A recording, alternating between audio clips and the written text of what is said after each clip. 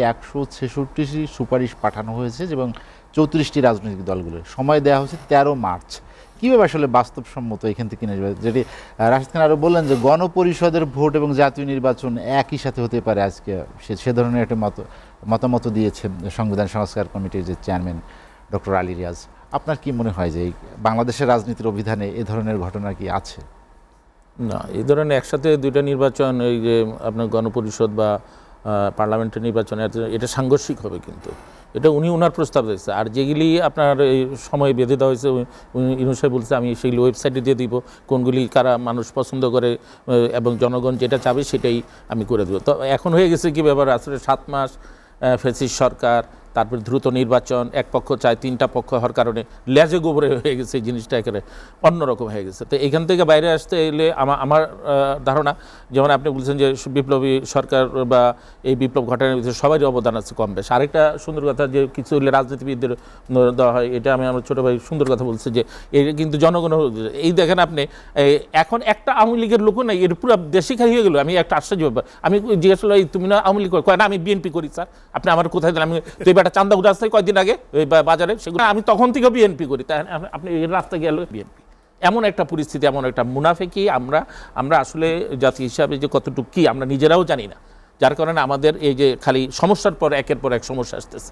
এখন যেমন মনে করেন এই যে যেটা ছোটো এগুলো যে আপনার উপদেষ্টা আপনার ইয়েরে আনা হচ্ছে যে স্বরাষ্ট্র উপদেষ্টা, তিনি বয়স্ক নাতি দিলে এখন জোয়ান আনলো কইবেন যে তার কি অভিজ্ঞতা আছে, এটা আছে। তো এখন আপনি যদি ধরেন যেমন ইউনূস সাহেবরে কয় উনি এনজিওর লোক, উনি রাষ্ট্র পরিচালনা জীবনে করেন, তো উনি কি মায়ের পেটে থেকে রাষ্ট্র পরিচালনা শিখাইব? একটাই আছে মুক্তিযোদ্ধার সার্টিফিকেট, সেটা 74 সালে জন্ম নিলে বা 73 সালে জন্ম নিলে মুক্তিযোদ্ধার সার্টিফিকেট পাইছে, ভাতাও নিয়ে গেছে, এইটা সম্ভব। মায়ের পেটে সে যুদ্ধ করে আইছে, তারপরে সে ভূমিষ্ঠ হয়েছে 74 সালে এবং ভাতা নিচ্ছে। আর যদি আপনি ধরেন যেমন যদি প্রাইম মিনিস্টার ধরেন হাসিনা 96 সালের প্রথম ক্ষমতা নিচ্ছে, প্রধানমন্ত্রী, সে আগে কি সে প্রধানমন্ত্রীর কোনো অভিজ্ঞতা আছে বা কোনো কিছু? রাজনীতির সাথে জড়িত ছিল, কিন্তু প্রধানমন্ত্রী দাপ্তরিক যেই কাজ করা বা ইয়া করা। খালেদা জিয়া কি 91 সালে। এখন আমি একটু বলতে চাই এই যে উপজেলা এরশাদ সাহেব উপদেষ্টা পরিষদে অভিজ্ঞতা অর্জনের সুযোগ দাও।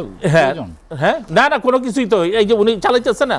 আপনি মনে করেন 18 কোটি লোক যদি ইউনূসের পিছনে লাগে ডিউটি শুরু করছে, মানে গতকাল রাত্রে 3টা থানায় গেছে, 3টা থানায়, হ্যাঁ ভোরের দিকে আর কি, শেষ রাতে আর ভোরে হয়তো টিকায় রাখার লিগে হয়তো অশনি সংকেত পাইছে, যে কোনো সময় জয় বাংলা হয়ে যেতে পারবেন, ছাটাই হতে পারে, এই ভয়ে হয়তো বা ডিউটি শুরু করে দিচ্ছে। তা আমি মনে করি উনি একটা প্রশিক্ষিত ব্যক্তি, ওনার ভালো অভিজ্ঞতা আছে, উনি কিন্তু আরেকটু টাইট দিলে এই জিনিসগুলি হইতে পারে না। যেমন মব জাস্টিস, কথায় কথায় মানুষের ঘরে গিয়ে হামলা দিয়া আগুন টাগুন লাগাই দেয়, তাহলে তার আইনের কোনো এগুলি সব কিছু যেগুলি দরকার। হ্যাঁ আজকে দেখেন শুনলে আশ্চর্য হবেন, ইউনিয়ন পরিষদের চেয়ারম্যান 14,000 কোটি টাকা, 14,000 কোটি টাকা তার অ্যারেস্ট করা হয়েছে, লেনদেন হয়েছে 14,000 কোটি টাকা, ভাই 4,000 2,000 5,000 হোক, 14,000 কোটি টাকা। তাহলে আপনি মনে করেন আমাদের একটা বাজেটের কত অংশ তার পেটে চলে গেছে?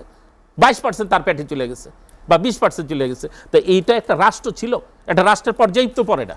আর হাসিনা যেই ধরনের কাজ, যেইভাবে লুটপাট করার সুযোগ করে দিছে, মানে কোনো ধরনের জবাবদিহিতা নাই, যার যেরকম ক্ষমতা আছে সেইভাবে তারা লুটপাট করছে। টর্চার সেল হইতে শুরু করে একটা পেতি নেতা আপনার সবজি বেলতো, সে সেইখানে ওয়ার্ডের এই কাকরাইলের সেই আপনার শান্তিনগর ওয়ার্ডের সভাপতি পর্যন্ত হইল, হওয়ার পরে সে টর্চার সেল বানাইছে। তার সেই টর্চার সেল নিয়ে মানুষ যদি বাবা বিক্রি করলে সে জিনিস সুন্দরভাবে গুছানো জিনিসগুলি একটা পর্যায়ে চলে আসছিল, সেই জিনিসটার মধ্যে আবার কিছু বিতর্ক সৃষ্টি করে এই জিনিসটা পিছানো।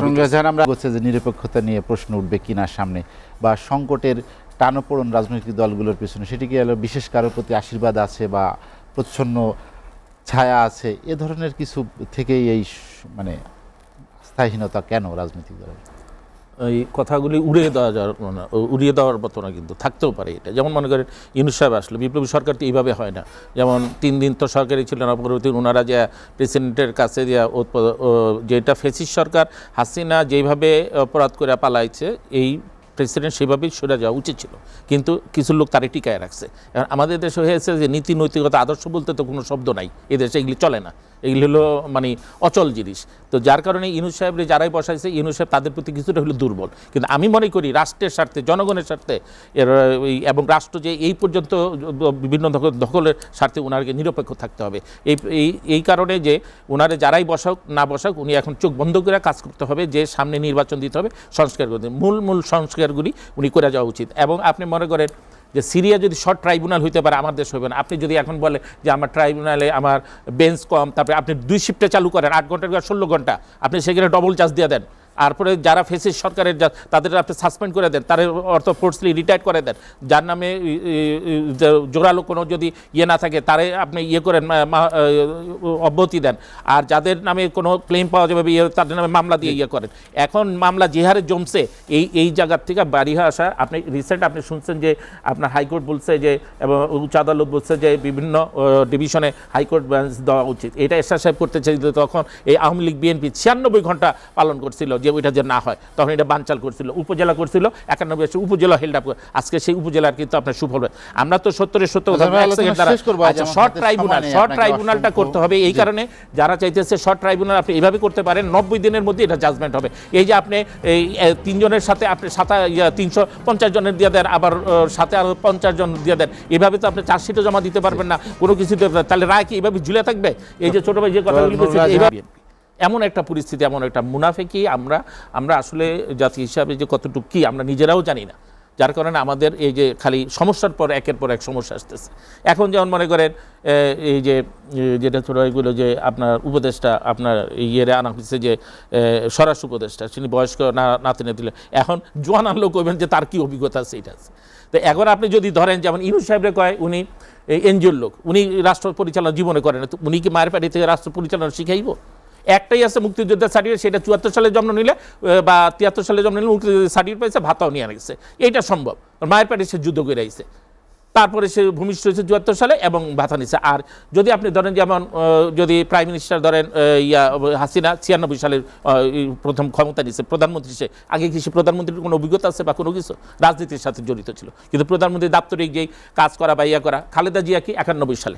এখন আমি একটু বলতে চাই এই যে উপজেলা এরশাদ সাহেব করলেন, আমরা সাথে 2টা নির্বাচন, এই যে আপনার গণপরিষদ বা পার্লামেন্টের নির্বাচন, এটা সাংঘর্ষিক হবে, কিন্তু এটা ওনার প্রস্তাব দিয়েছে। আর যেগুলি আপনার এই সময় বেঁধে দেওয়া হয়েছে, ইউনূস সাহেব বলছে আমি সেগুলি ওয়েবসাইটে দিয়ে দিব, কোনগুলি কারা মানুষ পছন্দ করে এবং জনগণ যেটা চাবে সেটাই আমি করে দেবো। তো এখন হয়ে গেছে কি ব্যাপার, আসলে 7 মাস ফ্যাসিস্ট সরকার, তারপর দ্রুত নির্বাচন, এক পক্ষ চায় 3টা পক্ষ হওয়ার কারণে লেজে গোবরে হয়ে গেছে এই জিনিসটা, একেবারে অন্যরকম হয়ে গেছে। তো এখান থেকে বাইরে আসতে এলে আমার ধারণা, যেমন আপনি বলছেন যে বিপ্লবী সরকার বা এই বিপ্লব ঘটানোর ভিতরে সবারই অবদান আছে কম বেশ। আরেকটা সুন্দর কথা যে কিছু রাজনীতিবিদদের দেওয়া হয়, এটা আমি আমার ছোটো ভাই সুন্দর কথা বলছে যে এই কিন্তু জনগণ, এই দেখেন আপনি এখন একটা আওয়ামী লীগের লোকও নাই, এর পুরো দেশই খাই হয়ে গেল। আমি একটা আশ্চর্য ব্যাপার, আমি জিজ্ঞেস করলাম তুমি না আওয়ামী লীগ কয় না আমি বিএনপি করি। স্যার আপনি আমার কোথায় দিলেন? আমি একটা চান্দা উঠে আসতে কয়েকদিন আগে ওই বাজারে, সেগুলো আমি তখন থেকে বিএনপি করি, তাই আপনি রাস্তায় গেল। সাথে 2টা নির্বাচন, এই যে